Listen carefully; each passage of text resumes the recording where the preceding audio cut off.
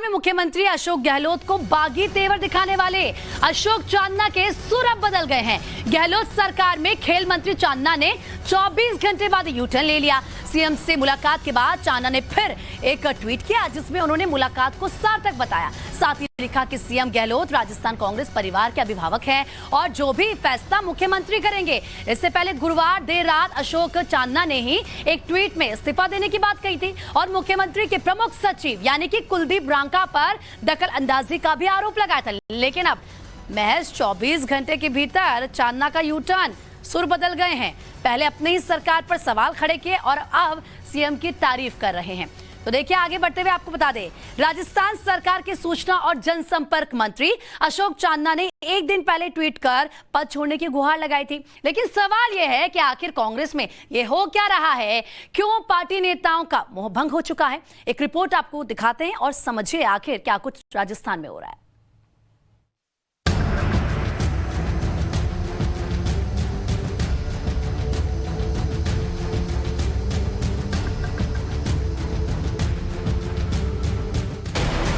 राजस्थान कांग्रेस में सब ठीक है। मंत्री सीएम के पीछे चट्टान की तरह खड़े। कांग्रेस में कोई खेमेबाजी नहीं। मुख्यमंत्री अशोक गहलोत को ये शब्द दोहराते दोहराते अब 4 साल बीत रहे हैं। लेकिन हर बार कुछ ऐसा धमाका होता है कि सीएम की बुरी तरह फजीहत हो जाती है। कांग्रेस के अंदर का सच हर बार बाहर आ ही जाता है। इस बार भी वही हुआ। सरकार के सूचना और जनसंपर्क मंत्री अशोक चांदना ने ट्विटर पर बम फोड़ते हुए सीएम से गुहार लगाई। मुख्यमंत्री जी, छीन लीजिए मुझसे मेरा विभाग, मुझे मंत्री नहीं रहना। देखिए मंत्री अशोक चांदना ने ट्वीट करके क्या लिखा। माननीय मुख्यमंत्री जी, मेरा आपसे व्यक्तिगत अनुरोध है कि मुझे इस जलालत भरे मंत्री पद से मुक्त कर मेरे सभी विभागों का चार्ज श्री कुलदीप रांका जी को दे दिया जाए, क्योंकि वैसे भी वही सभी विभागों के मंत्री हैं। मंत्री का दर्द उनके शब्दों से फूट फूट कर बाहर निकल रहा है। वो सीएम को जराजल भरे मंत्री पद से मुक्त करने की बात कर रहे हैं। इसी ट्वीट में कुलदीप रांका का भी नाम आ रहा है। ये कोई और नहीं, सीएम अशोक गहलोत के चहेते अफसर हैं। मुख्यमंत्री अशोक गहलोत के प्रमुख सचिव।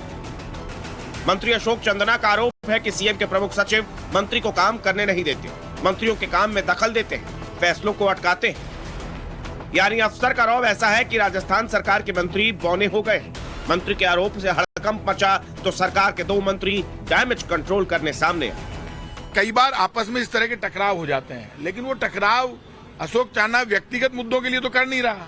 अशोक चांदना ने जो आवाज उठाई है वो स्पोर्ट्समैन की आवाज उठाई है, स्पोर्ट्स में जो पार्टिसिपेट करेंगे उनकी आवाज उठाई है। ऐसे में यदि उन्होंने कोई ट्वीट किया है तो इसका मतलब ये नहीं है कि कोई रांका जी और अशोक चांदना में झगड़ा हो गया है। ये एक पॉजिटिव तरीके से देखना चाहिए कि एक जो यूथ लीडर होता है उसकी अपनी एक स्टाइल होती है काम करने की, तो वो स्टाइल अशोक चांदना की है, उसका सम्मान करना चाहिए, समझना चाहिए। ये मामला भी सॉल्यूशन हो जाएगा। जो मुद्दे उन्होंने उठाए खुद चीफ मिनिस्टर समझते हैं। क्या काम का दबाव ज्यादा है? इतने शानदार कामों के बाद भी आप क्या सोचते हैं कोई दबाव की बात होती है? मंत्री जी ने ट्वीट किया था। वो मंत्री जी से पूछिए, लेकिन मैं एक बात कह रहा हूं, मैंने आपसे कहा कि हम सब अगर अच्छे तरीके से काम नहीं कर रहे हो तो जनता को राहत कैसे मिलेगी। कांग्रेस के पहले ही बुरे दिन चल रहे हैं। छोटे बड़े तमाम नेता पार्टी छोड़ रहे हैं। ऐसे में बंद कमरों के राज सार्वजनिक हो जाए तो पार्टी की किरकिरी होनी ही थी। लेकिन पार्टी प्रवक्ता इसे छोटी बात कहकर तूल न देने की सलाह दे रहे हैं। सार्वजनिक कर रहे हैं या नहीं करना चाहिए उसको अलग सवाल है, लेकिन जैसा मैंने कहा, काम करने वाले व्यक्ति को तनाव हो जाता है। जो नहीं काम करते, हमारे मोदी जी के चेहरे पे आपको कभी तनाव नहीं दिखेगा। अमित शाह जी हमेशा मुस्कुराते रहते हैं, तो तनाव तो है ही नहीं इनको।